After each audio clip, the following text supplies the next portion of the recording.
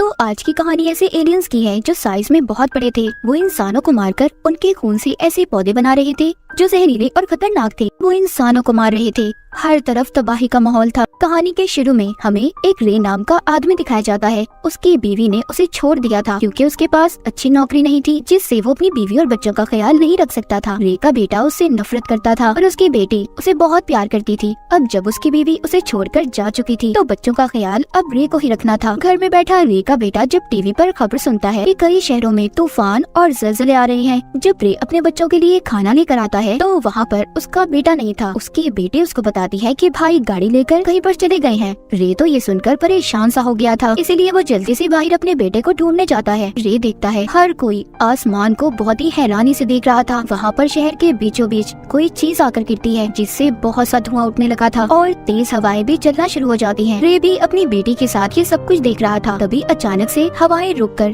जमीन पर बिजली गिरना शुरू हो गई थी। रे अपनी बेटी को लेकर घर के अंदर भागता है। वो दोनों डरकर छुप गए थे, पर कुछ देर के बाद सब कुछ ठीक हो गया था। मगर अब इस तूफान के बाद बिजली से चलने वाली सारी चीजें बंद हो गई थी। कोई भी चीज काम नहीं कर रही थी। उस बिजली की वजह से रोड पर चलने वाली सारी गाड़ियां खराब हो गई थी। रे को उसका बेटा भी मिल जाता है। वो उसे घर जाने का कहता है ताकि वो अपनी बहन का ख्याल रख सके और खुद शहर के हालात मालूम करने चला गया था कि आखिर ये सब कुछ शहर में हो क्या रहा है। तभी ये एक जगह पर जाता है जहाँ पर सभी लोग इकट्ठे थे। वहाँ जमीन पर एक अजीब सा गड्ढा था जो हाथ लगाने पर बहुत ठंडा महसूस हो रहा था, लेकिन कुछ देर के बाद पूरी जमीन हिलने लगती है। सब लोग घबरा गए थे क्योंकि वहाँ पर बड़ी बड़ी बिल्डिंग्स भी टूटने लगी थी। उन्हें समझ नहीं आ रहा था कि उनके साथ आखिर ये सब कुछ क्या हो रहा है। पर एकदम से जमीन भी टूटना शुरू हो जाती है। वो गड्ढा भी बहुत बड़ा हो गया था। वहाँ पर जितनी भी गाड़ियाँ थी सब उस गड्ढे के अंदर जा रही थी, लेकिन कोई उस गड्ढे में था जो सभी गाड़ियों को दूर फेंक रहा था। तभी उस गड्ढे में से एक खतरनाक एलियन बाहर निकलता है जो उड़ सकता था। उसके पास बड़े बड़े टेंटिकल्स थे। वो अपनी लेजर लाइट से लोगों पर वार कर रहा था। जिन लोगों को उसकी लेजर लाइट जरा सी भी लगती थी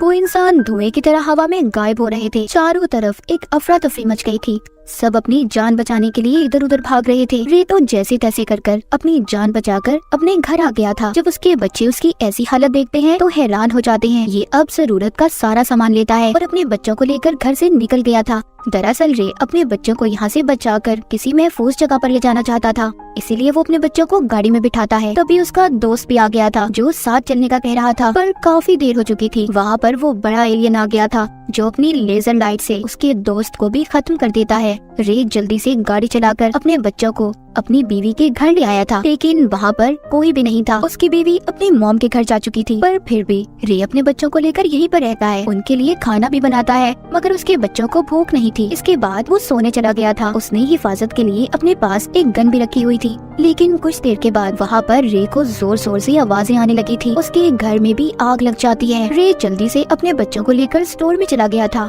सुबह को उठकर जब ये देखता है तो वहाँ पर एक बहुत बड़ा प्लेन था जो तबाह हो चुका था। ये सब कुछ भी एलियंस नहीं किया था। वहाँ पर एक न्यूज रिपोर्टर रे को बताती है कुछ एलियंस बिजली का इस्तेमाल करके जमीन पर आ चुके हैं। वो बहुत खतरनाक हैं और अब तो वो तादाद में भी बढ़ने लगे हैं। उनके पास एक खास कवर है जिससे वो खुद को महफूज रखते हैं, इसीलिए तो हमारी आर्मी भी उनका मुकाबला नहीं कर पा रही। सभी बातें सुनकर रे बहुत ज्यादा डर गया था। वो अपने बच्चों को यहाँ से भी ले जाता है। वो अपनी गाड़ी को एक अलग ही रास्ते से लेकर जा रहा था। वहाँ पर वो आर्मी को देखते हैं जो शहर की तरफ जा रहे थे। रे भी अपनी गाड़ी को शहर की तरफ ले जाता है, लेकिन वहाँ पर पहुँचकर वो उन लोगों को देखते हैं जो अब बेसहारा हो चुके थे। उनका सब कुछ तबाह हो गया था, इसीलिए वो रे की गाड़ी पर हमला कर देते हैं क्योंकि वो भी इस गाड़ी की मदद से किसी महफूज जगह पर जाना चाहते थे। वो रे को गाड़ी से बाहर निकलने का कह रहे थे। वो उन पर अपनी गन कर देता है, पर वो लोग तादाद में बहुत ज्यादा थे, इसीलिए रे उनका मुकाबला नहीं कर पाता और चुपचाप अपनी गाड़ी को वहीं पर छोड़कर अपने बच्चों को लेकर एक होटल में आ गया था।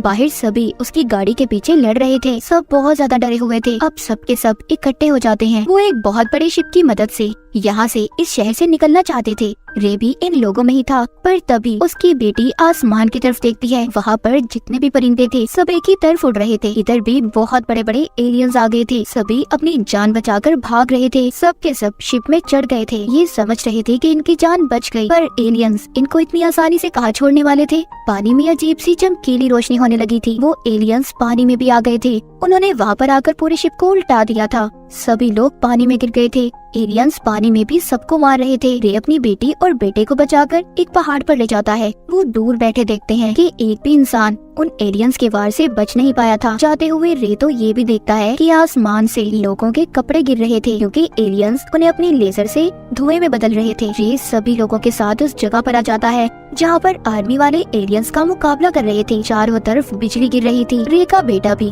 आर्मी वालों की मदद करना चाहता था पर वो उसको समझाता है, कहता है ये तुम्हारा काम नहीं है, लेकिन वो उसकी नहीं सुनता और चला जाता है। अब क्योंकि एलियंस और आर्मी की लड़ाई में हर तरफ आग लग जाती है तो वहीं पर रे को एक आदमी मिलता है जो उसे अपनी खुफिया जगह पर ले गया था। वो आदमी उसे कहता है तुम जितने दिन चाहो यहाँ पर रह सकते हो पर मेरे पास खाने पीने का सामान बहुत कम है। रे जब उस आदमी से बैठा बात कर ही रहा था तो एकदम से ये जगह भी हिलने लगी थी। वहाँ पर भी एलियंस आ गए थे। वो जमीन को साफ करके अपने रहने की जगह बना रहे थे। रे ये देखकर हैरान हो जाता है। फिर अगली सुबह वो एक पौधा देखता है जो दीवार से निकल रहा था। वो सारा पौधा खून से बना हुआ था। रे को उसे देखकर पता चल गया था कि ये पौधा जरूर एलियंस ने ही बनाया होगा। तभी उसे ऊपर के हिस्से से आवाजें आती हैं। एलियंस ने इनके घर की छत को तोड़ दिया था। वो अंदर आकर अपने बड़े बड़े टेंटिकल से पूरे घर को देख रहे थे कि यहाँ पर कोई इंसान तो नहीं। इसीलिए ये अपनी बेटी और उस आदमी को लेकर छुप जाता है जिसके घर में रह रहा था। काफी ज्यादा ढूंढने के बाद वो एलियंस तो वहाँ से चले गए थे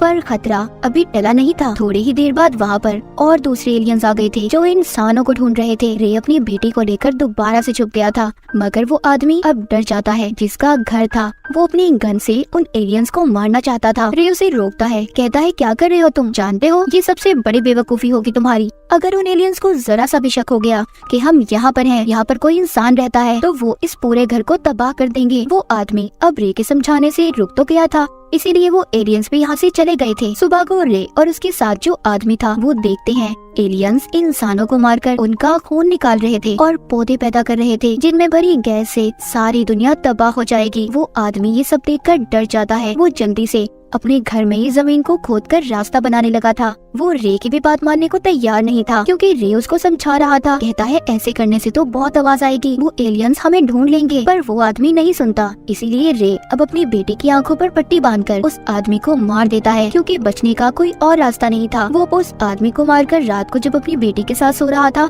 तो उसकी बेटी की अचानक से आँख खुलती है। एलियन ने उन्हें ढूंढ लिया था। उससे बचने के लिए रे की बेटी वहाँ से भागती है और वो एक कुल्हाड़ी से उस पर बार बार वार कर रहा था। उसने उसके टेंटिकल्स को तोड़ दिया था। फिर रे अपनी बेटी को ढूंढता है। वो अब घर से गायब हो गई थी। जब ये उसे ढूंढने बाहर जाता है तो वो देखता है उसकी बेटी के आगे एक बहुत बड़ा एलियन आ गया था जिसने उसे पकड़ लिया था ताकि वो उसका खून इस्तेमाल करके पौधे बना सके। रे इसी तरह भी अपनी बेटी को बचाना चाहता था। वो अब उन एलियंस का ध्यान अपनी तरफ करता है। तभी वो एलियन रे को भी पकड़ लेता है और उसको भी बाकी लोगों के साथ कैद कर दिया था। उस एलियन ने अपने अंदर बहुत से लोगों को कैद किया हुआ था पर रे की बेटी अभी भी जिंदा थी जिसको देखकर वो बहुत खुश होता है। तभी अचानक से एलियन का एक टेंटिकल रे को अपनी तरफ खींच रहा था क्योंकि एलियन अब उसको मारना चाहता था। पर वहाँ पर जितने भी लोग थे सब रे को अपनी तरफ खींच रहे थे, उसे बचाने की कोशिश कर रहे थे। पर रे तो कुछ और ही सोच रहा था। उसको एक आइडिया आया था। उसके पास कुछ ग्रेनेड्स बॉम्ब्स थे। जब एलियंस उसको अपने अंदर खींचता है तो वो बॉम्ब को उस एलियन के अंदर डाल देता है। तभी बॉम्ब के फटने से वो एलियन खत्म हो गया था। अब वो लोग जो एलियन के अंदर कैद थे